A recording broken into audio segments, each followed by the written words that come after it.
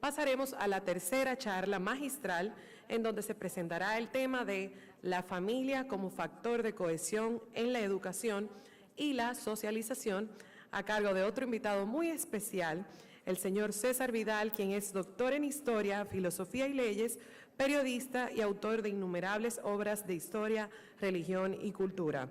Le damos la bienvenida al escenario de Aprendo 2017 con un fuerte aplauso.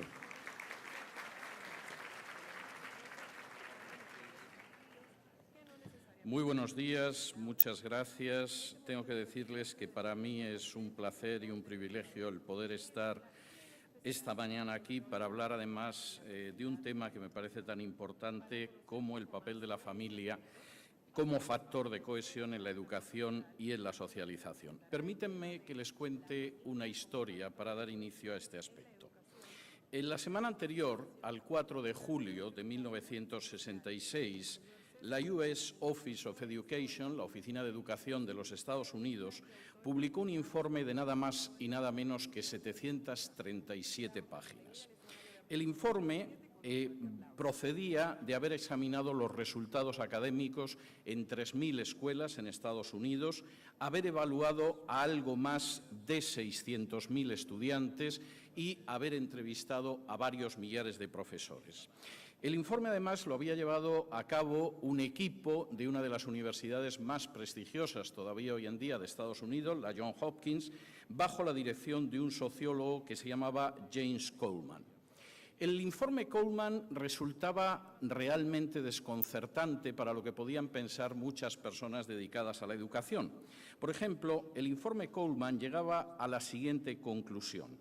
Las diferencias entre las escuelas, en lo que se refiere a instalaciones y profesorado, son tan pequeñas en relación al nivel de logros de los estudiantes que, con pocas excepciones, su efecto no llega a aparecer incluso en un análisis de esta magnitud.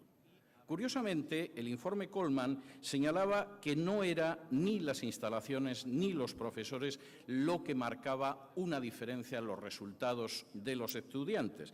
Dentro del típico pragmatismo del coloso norteamericano, la idea era qué marcaba la diferencia y la diferencia la marcaba la familia. No la inversión en instalaciones, no tampoco el profesorado. El informe Coleman, por supuesto, tuvo una recepción que no puedo calificar de fría, tendría que calificar de auténticamente gélida. Y tuvo una recepción, a pesar de que es el informe más masivo que se ha realizado sobre cómo se alcanzan resultados positivos en la educación, por tres razones. La primera es que menos de un año antes el presidente Johnson había firmado la Ley de Educación Elemental y Secundaria. Y esa ley preveía que se iban a destinar fondos federales a muchachos sin recursos. La ley nunca ha sido superada porque destinaba solo en un año 21 millones de dólares de 14.400 millones de dólares de los años 60 para cubrir a 21 millones de estudiantes.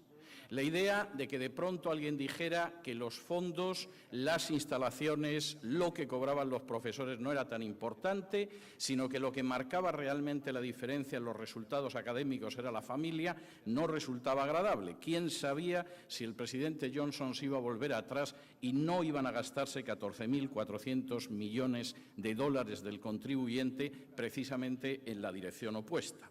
La segunda razón por la que el informe fue acogido de manera gélida es que, por supuesto, había gente que ambicionaba ser funcionario, empleado público, y si al final la diferencia no venía marcada por el número de funcionarios, sino por la familia, había gente que tendría que buscar otro trabajo. Y reconozcámoslo, esto pesa muchísimo. Muchas de nuestras decisiones en los más diversos estados del mundo, con los más diversos gobiernos, incluso con ideologías distintas, están más relacionadas con favorecer a determinados segmentos de la sociedad que con obtener los resultados que queremos o se supone que queremos obtener. La tercera razón, y esto era todavía más terrible, quedó resumida en una frase lapidaria de uno de los que leyó el informe. All is family. Todo es familia. ¿cómo vamos a admitir que realmente al final lo que marca de manera decisiva los resultados académicos de los estudiantes no somos nosotros, no son los burócratas de Washington, no es el gasto público, no es el dinero que sacamos de los bolsillos de los ciudadanos, sino que es la familia? De manera que el informe resultaba tremendo. Por supuesto, en los próximos minutos yo desearía que nos detuviéramos en la educación desde el punto de vista de la eficacia.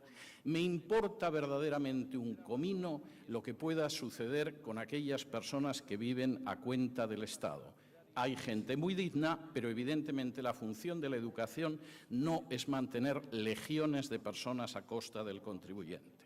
Me importa un comino el avance de las ideologías a costa del dinero que sale de los bolsillos del contribuyente en forma de impuestos. Y me importa un comino los grandes negocios que se hacen con los contratos estatales, que por supuesto también pagan los ciudadanos. Pero me importa y muchísimo la educación. Porque la realidad es que una nación sin educación, aunque sea rica, en la siguiente generación será una nación pobre. Y yo creo en los resultados, no en el mantenimiento de clientelas ni en la defensa de ideologías.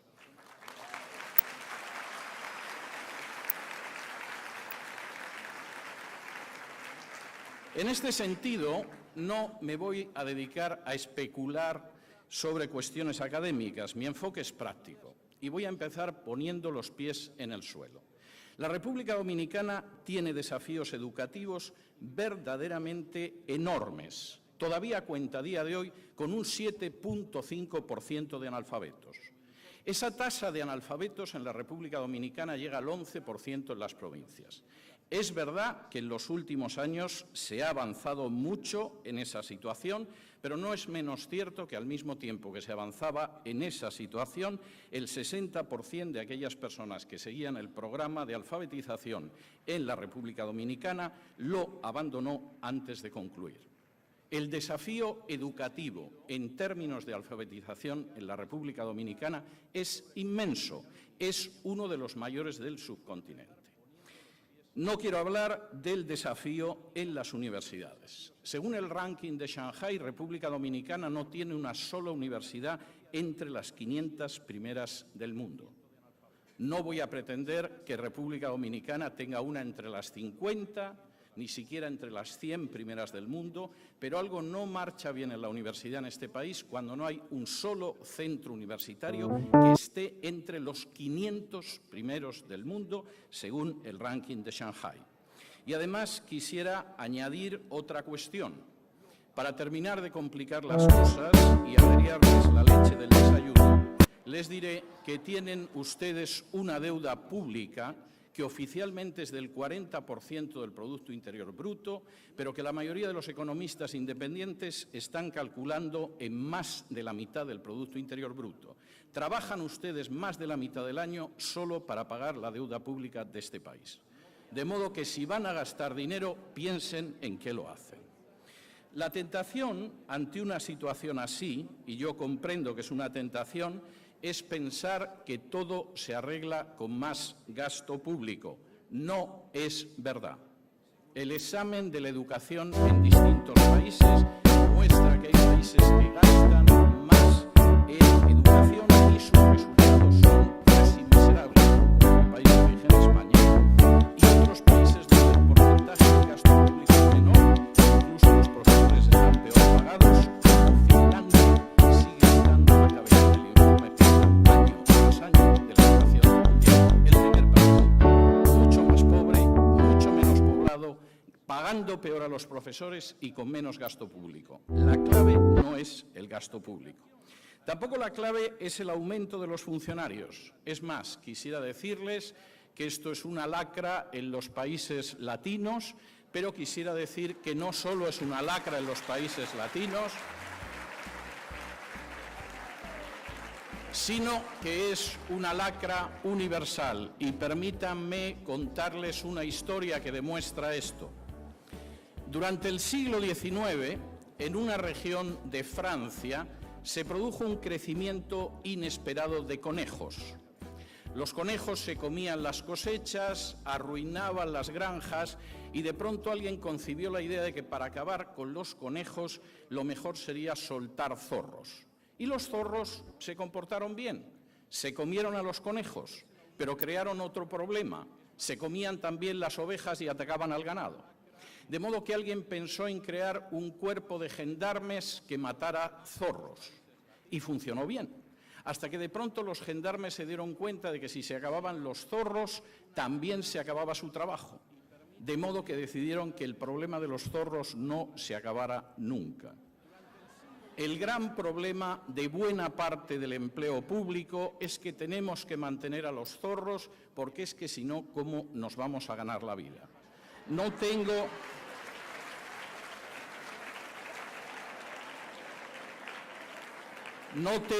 el menor problema en decir que vamos a acabar con los zorros y que, por supuesto, la gente tiene derecho a buscarse un trabajo honrado que no tiene que ser necesariamente a costa del contribuyente. Tercero, la tentación es pensar que utilizar la escuela como una forma de canal ideológico va a mejorar el país. No lo crean, no es verdad. No ha habido forma de pensamiento impuesto desde las aulas, desde el marxismo-leninismo al nacionalsocialismo alemán o la ideología de género hoy en día, que haya mejorado jamás la calidad de la enseñanza. Resistan la tentación. No tiren el dinero por el retrete. No vayan detrás de ciertas situaciones. Vayan detrás de los resultados. El problema lo conocemos, pero no todos los caminos llevan a solucionar ese problema.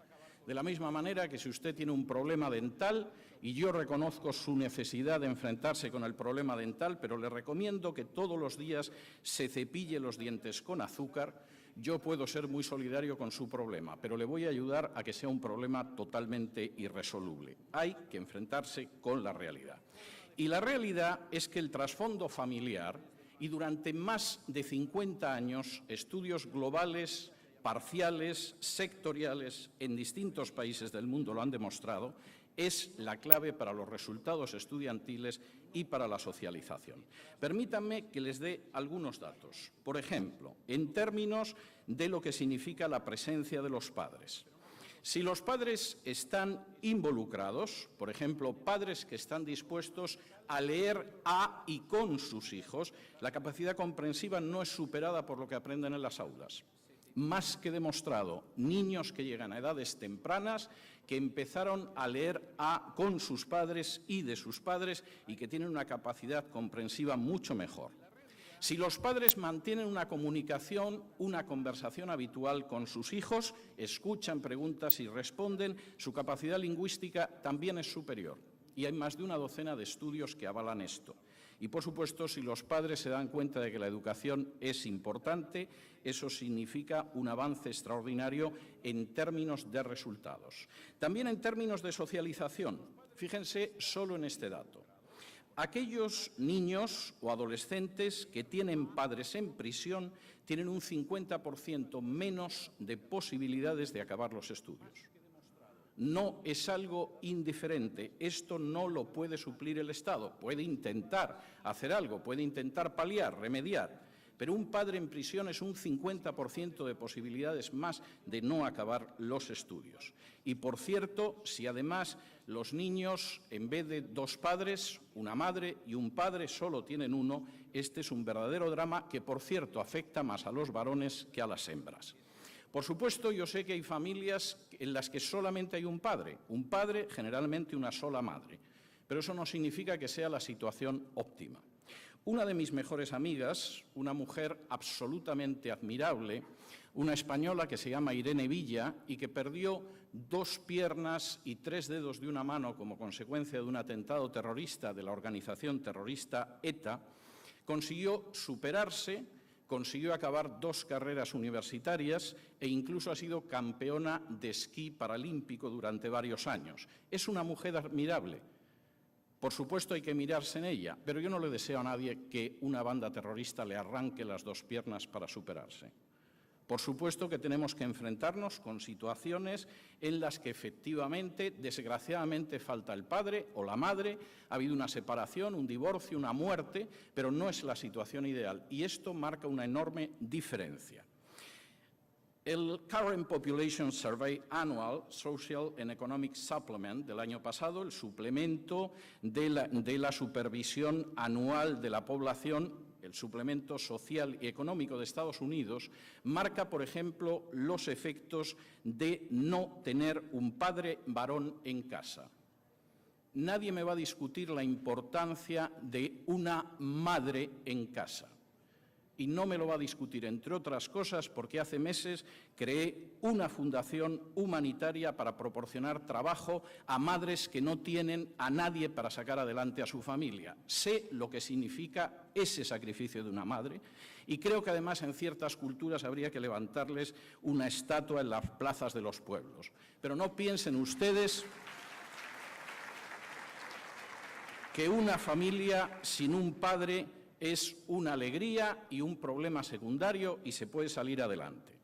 Según este informe del año pasado, en Estados Unidos, la consecuencia de crecer en una familia sin padre tiene 7 consecuencias negativas. E insisto, afecta todavía más a los varones que a las hembras. Primero, los hijos crecen con más agresividad. No perciben que exista un orden suficiente en la casa y son más agresivos. Segundo, tienden más a la depresión que los niños que crecen en una familia con un padre y una madre. Tercero, su autoestima es más baja. Cuarto, su rendimiento escolar es inferior. Quinto, se involucran mucho más en el consumo de drogas. Sexto, acaban en prisión con mucha más facilidad. Y la séptima circunstancia es terrible. Aumenta mucho más el suicidio. Más del 65% de los suicidios infantiles y adolescentes se producen en los hogares donde no hay un padre varón.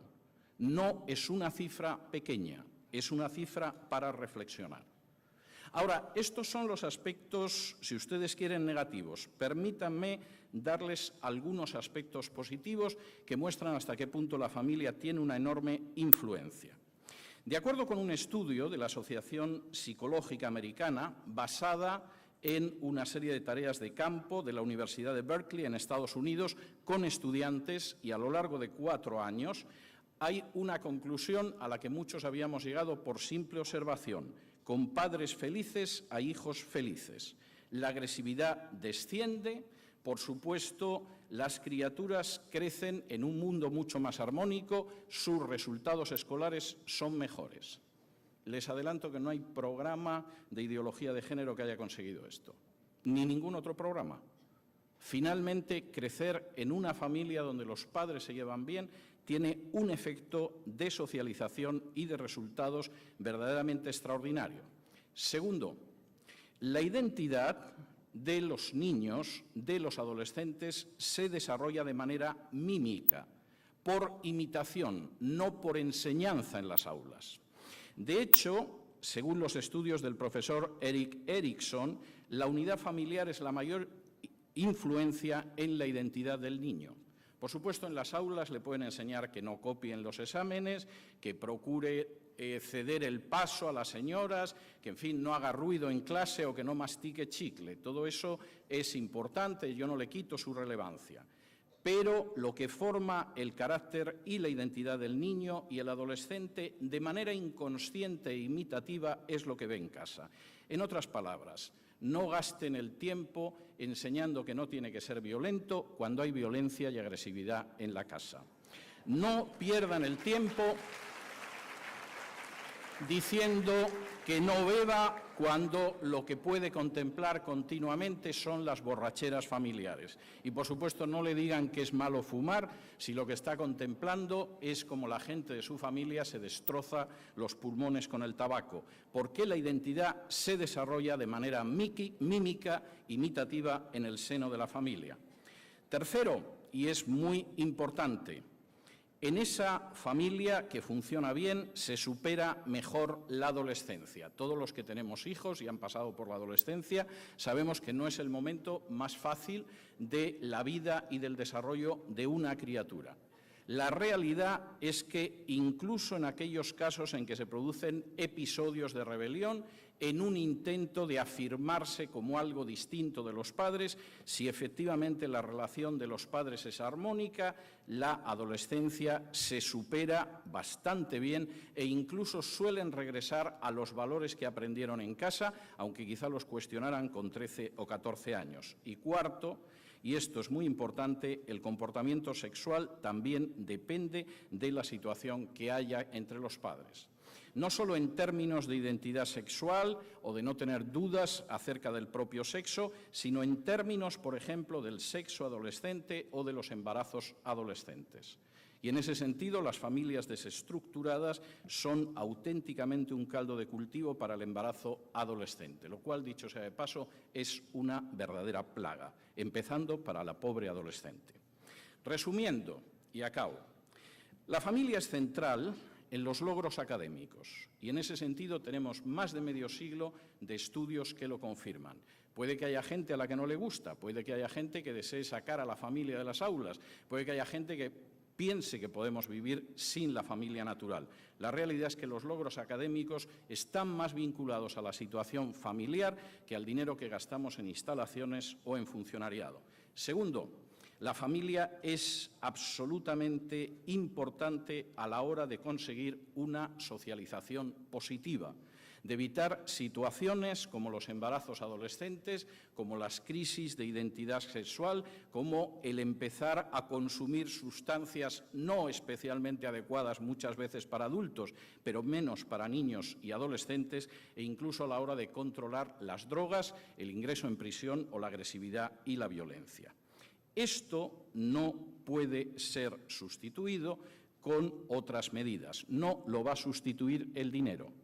El dinero es bueno en la medida en la que lo administramos bien y hacia un fin que merezca la pena. En la medida en la que lo dilapidamos para mantener contentos a determinados sectores, simplemente lo estamos arrojando al retrete. Esto tampoco se va a sustituir con un aumento del número de funcionarios. Y en ese sentido, de nuevo, las estadísticas que uno puede cotejar al lado del informe PISA son demoledoras. Hay países que gastan mucho y, por lo que sabemos, gastan muy mal. Y, por cierto, además tendría que decir que a veces esos funcionarios en países de Hispanoamérica no existen. Simplemente alguien cobra lo que se supone que el funcionario debería cobrar del presupuesto y el hecho de la existencia no implica tampoco preparación.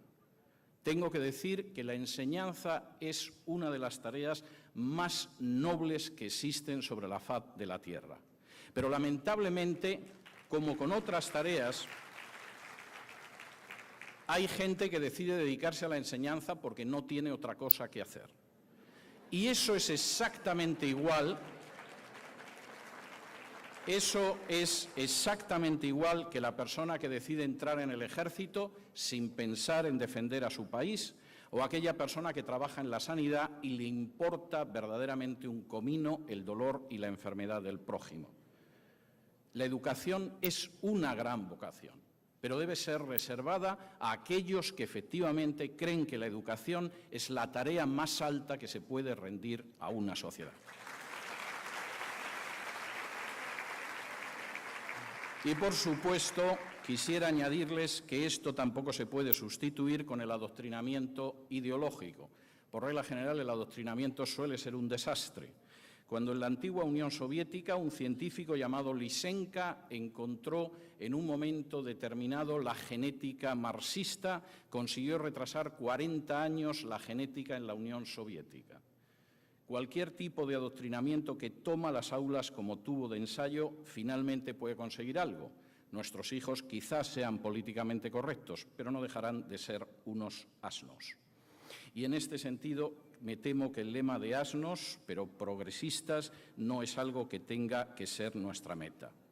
La familia tiene que decidir. Este país, la República Dominicana, se sigue enfrentando con grandes retos. No pueden ustedes volver la espalda a los retos educativos de este país. Siguen siendo enormemente serios.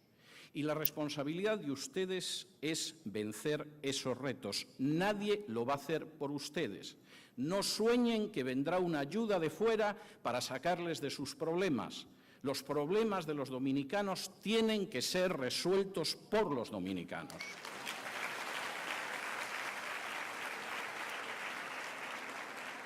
Y, por supuesto, no esperen que van a poder responder a los terribles retos del sistema educativo, a los desafíos que tienen en las aulas de primaria y secundaria, a la situación ciertamente más que mejorable de su universidad, sin comprender el papel de la familia y sin darle el lugar que tiene como elemento absolutamente indispensable y decisivo en los resultados académicos y, por supuesto, en la cohesión social y en la socialización. Si quieren avanzar, no piensen en gastar más. Quizá no sea necesario.